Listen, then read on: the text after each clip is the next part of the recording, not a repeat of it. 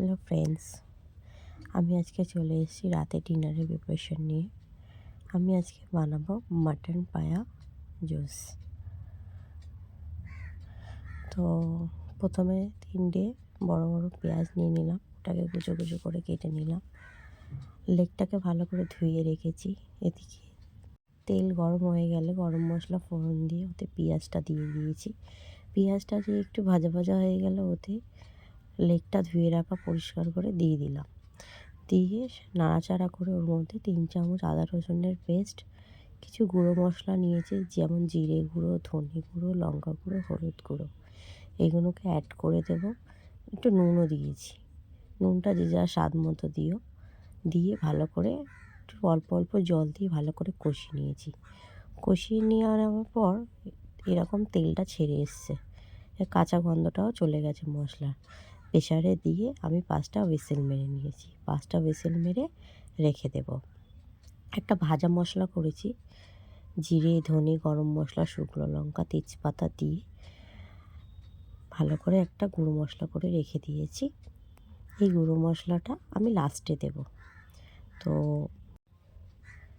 এবারে আমি গুঁড়ো মশলাটা ওপর থেকে দিয়ে দিলাম, আর একটু কুচানো ধনে পাতা আর 2টো কাঁচা লঙ্কা কুচানো ওপর থেকে দিয়ে দিলাম। দিয়ে ভালো করে ফুটিয়ে রেখে দেব। ওদিকে অফিস থেকে আসার সময়ও হয়ে যাচ্ছে তার। তো আমি রুটিটাও ভাবলাম করে নিই, এটার সাথে রুটিটাই খুব ভালো লাগে খেতে। তো রুটি করে নিচ্ছি একদিকে। তো সবারই রাতে রুটি খাওয়ার আছে আজকে, একটু বেশি রুটি করার আছে আমার। তো রুটিটা করে নেব। তো হয়ে গেছে, দেখো আমার ফাইনাল লুক এসছে। খেতেও খুব টেস্টি হয়েছিল। তোমরাও বন্ধুরা এইভাবে বাড়িতে ট্রাই করো। অবশ্যই তোমরা ভাজা মশলাটা দেবে, ওই ভাজা মশলার জন্য টেস্টটা অনেকটাই বেড়ে গেছে। তো সে তো এসেই পড়েছে, তাকে দিয়েছি, দেখো খেয়ে কী বলে।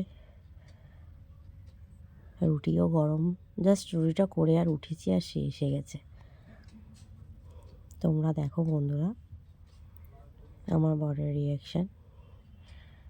খেতে খুব ভালোবাসে, আর আমারও রান্না করে ওকে খাওয়াতে খুব ভালো লাগে। তো সে খাচ্ছে, এটাই আমার খুব ভালো লাগছে, তৃপ্তি করে।